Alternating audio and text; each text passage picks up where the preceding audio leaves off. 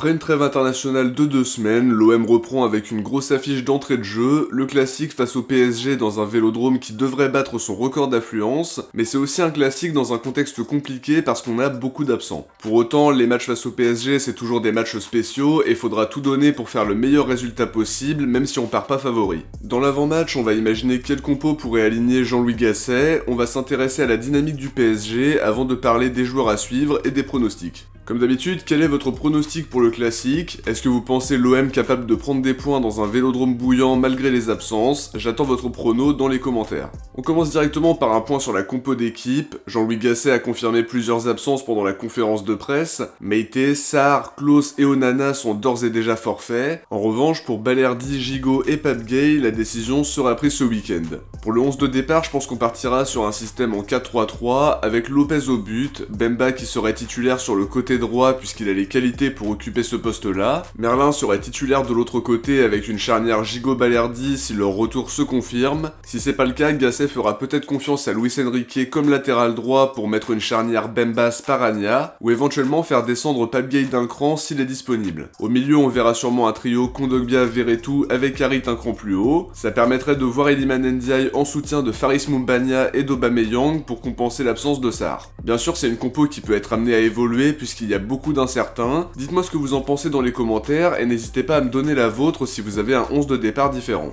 On passe à l'analyse en commençant par la dynamique de l'OM qui reçoit. Depuis son arrivée, Jean-Louis Gasset a insufflé quelque chose de très positif à l'équipe, notamment dans l'état d'esprit, et ça s'est ressenti dans le contenu de nos derniers matchs avec 5 victoires sur les 5 premiers matchs de Jean-Louis Gasset. L'équipe a montré de très bonnes choses dans l'animation offensive avec 18 buts sur les 5 premiers matchs en question. Défensivement, c'était globalement plus solide avec un duo Bemba-Balerdi qui fonctionnait très bien en charnière, et Klose Merlin qui faisait le boulot sur les côtés. Les matchs se sont enchaînés et par conséquent la fatigue s'accumule logiquement. On a commencé à avoir une petite baisse de régime face à Nantes, même si heureusement ça nous a pas coûté les 3 points. Pour le retour contre Villarreal, on a vraiment eu chaud, on peut même dire qu'on s'en sort très très bien, et par la suite la baisse de régime s'est confirmée contre Rennes pour le dernier match avant la trêve. Une défaite totalement logique dans un match où on n'a pas montré grand chose. La trêve internationale, c'était censé être 2 semaines de répit pour que les joueurs se reposent un peu, pour pouvoir repartir sur de bonnes bases pour aborder la réception du PSG. Seulement on a perdu plusieurs joueurs sur blessure, Meïté, Sarr, Klose et Onana qui sont annoncés forfaits. Il s'ajoute à une liste déjà longue avec Murillo, Rongier et Bilal Nadir. En dehors des absences déjà actées, on peut ajouter Pape Gueye, Gigot et Balerdi qui pourraient malgré tout faire partie du groupe, mais rien n'est sûr au moment où je prépare cet avant-match.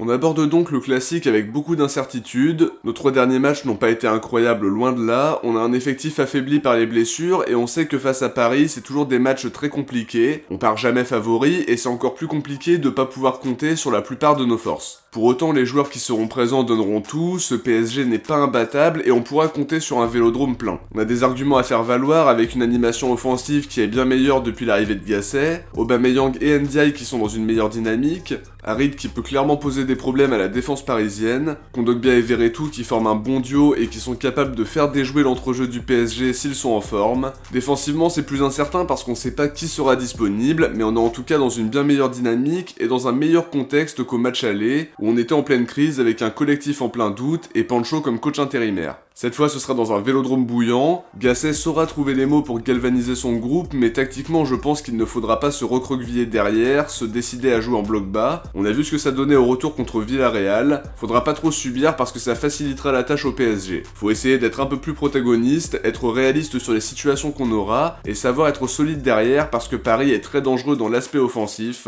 On part pas comme favori, très loin de là, mais on a des arguments à faire valoir. On attendra de l'équipe qu'elle donne tout pour faire un résultat, et ce sera déjà une très bonne chose pour nous rendre fiers dimanche soir. Si on prend ne serait-ce qu'un point, ce serait un super résultat, mais un classique c'est toujours un match spécial, et dans un vélodrome en fusion, tout peut se passer. Côté parisien, l'enjeu sera bien moindre puisqu'ils sont largement en tête du championnat avec 12 points d'avance sur Brest qui est deuxième. Le titre est quasiment acquis, je pense qu'ils ont pas grand chose à craindre. Ils sont encore en lice en Coupe de France et en Ligue des Champions avec d'ailleurs une double confrontation face au Barça qui s'annonce très disputée. Pour ça, ils auront à cœur d'engranger un maximum de confiance et je pense que Luis Enrique alignera la meilleure équipe possible tout en essayant de gérer les temps de jeu en cours de match. C'est une équipe qu'on présente plus, offensivement ils ont beaucoup de cartouches avec Mbappé évidemment, Kolo Muani qui a engrangé un peu de confiance avec les Bleus, Gonzalo Ramos qui montre de meilleures choses depuis quelques matchs, Ousmane Dembélé qui fait des différences sur son côté. En revanche pour le classique ils seront privés de Barcola qui est forfait, et pour le coup c'est pas une mauvaise nouvelle pour nous parce qu'il est performant ces derniers temps. Kimpembe est lui aussi forfait alors que dans le même temps, Marquinhos et Skriniar sont incertains dans le domaine défensif,